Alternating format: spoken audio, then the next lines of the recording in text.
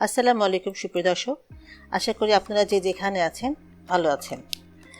ঈদের মাংস খেতে খেতে যারা হাঁপিয়ে উঠেছেন তাদের মুখের স্বাদ বদলের জন্য খুবই সুস্বাদু একটি রেসিপি আজ আমি নিয়ে হাজির হলাম।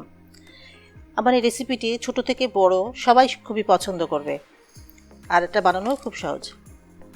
চলুন এটাই কথা না বাড়িয়ে দেখি এটা কীভাবে বানাতে হয়। আমি এর জন্য, যেহেতু এর নাম পুইখেলি, তো পুঁই পাতা তো লাগবে, আর পুঁই পাতাটাকে স্টিম দেওয়ার জন্য আমি রাইস কুকার ব্যবহার করছি। রাইস কুকারে আমি এটাই হালকা একটু ভাপ দিয়ে নিব। দেখুন এই পাতাগুলো আমি ধুয়ে নিয়েছি। পাতাগুলো আমার গাছের পাতা, বাগান থেকে উঠিয়ে নিয়ে এসেছি। এখানে 15-20টা মতো পাতা আছে। বড় বড় দেখে পাতা তুলে নেবেন, এটা পান পাতার মতো খিলি করতে হবে আর কি। পাতাগুলো আমি একটু সাজিয়ে নিচ্ছি এবং হালকা একটু ভাপ দিব, খুব বেশি ভাপ দিব না। আমার যেহেতু একটু ভাপ বেশি হয়ে গেছে, আপনাদের বলবো অল্প ভাপ দিবেন, হালকা একটু স্টিম করতে হবে। আমার স্টিমটা একটু বেশি হয়ে গেছে, জাস্ট একটু ফোল্ড করা যাবে, এভাবে করলেই হয়। 20 থেকে 30 সেকেন্ড ভাপ দিলে যথেষ্ট। আচ্ছা, ওটাকে রাখলাম, ঠান্ডা হতে দিলাম। এদিকে আমি এখানে চিংড়ি নিয়েছি মাঝারি সাইজের, উপর থেকে যেই শিরাটা থাকে ওটা ফেলে দিয়েছি এবং মাথা লেজ দুটোই ফেলে দিয়েছি।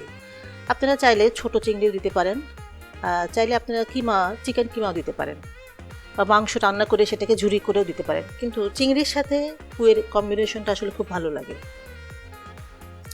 এটাকে কিমা করে নিচ্ছি। আপনারা ব্লেন্ডারে দিবেন না, ব্লেন্ডারে দিলে ভালো লাগে না। দেখুন এরকম ছোট ছোট করে একটু কুচি কুচি করে নিলেই এটা সুন্দর কিমা হয়ে যায়।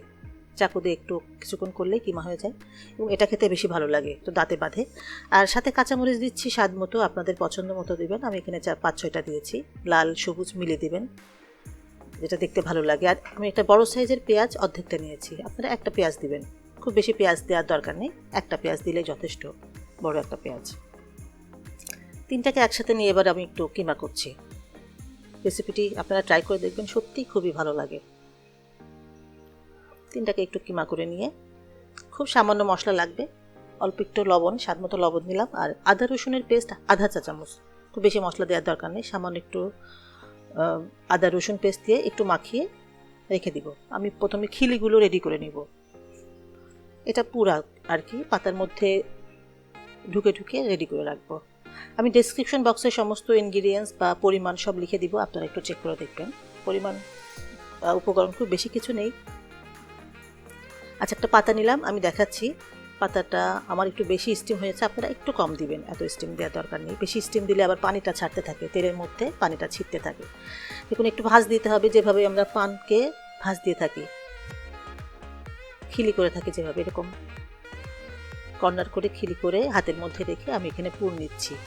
2 চামচ মতো পুর দিবেন আপনাদের ইচ্ছে মতো, খুব বেশি দেওয়ার দরকার নেই।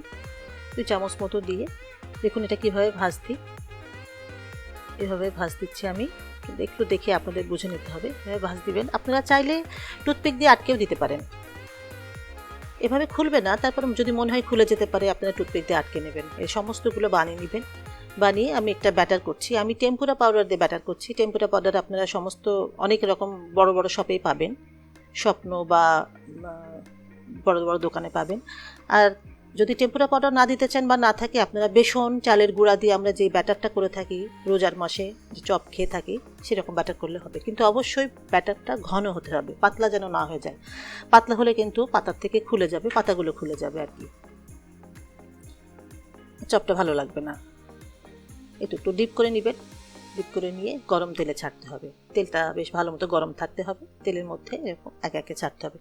একসঙ্গে খুব বেশি দিবেন না, 3-4টে করে দিলেই হবে। সুন্দর মচমচে করে ভেজে নেবেন, এটা খেতে খুবই মজা লাগে, বিশ্বাস করুন।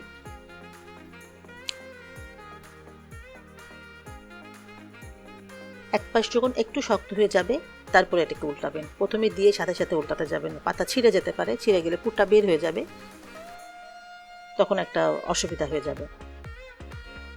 এক পাশ একটু শক্ত হয়েছে তখন উল্টে দিলাম।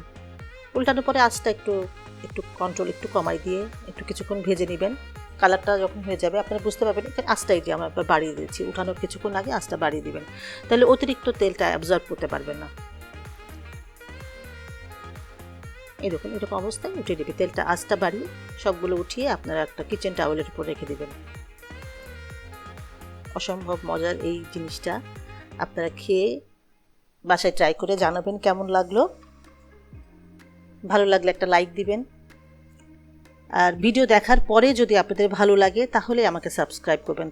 আর সবাই ভালো থাকবেন, ভালো লাগলে ফ্রেন্ডসদের সাথে রেসিপিটা শেয়ার করতে পারেন। সবাই দোয়া করবেন আমাদের জন্য। আবারও আসবো নতুন কোনো রেসিপি নিয়ে। ততক্ষণের জন্য আল্লাহ হাফেজ।